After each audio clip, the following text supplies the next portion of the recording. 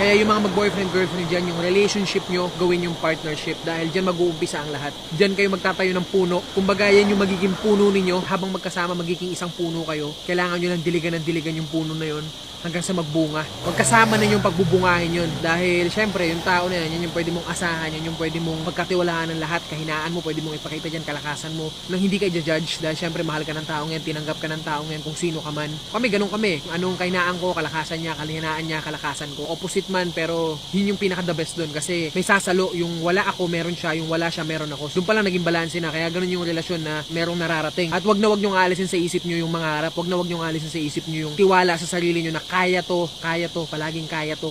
Laging ganun ang mindset, kaya to. Pagsubok lang to, pinagdadaanan natin to ngayon.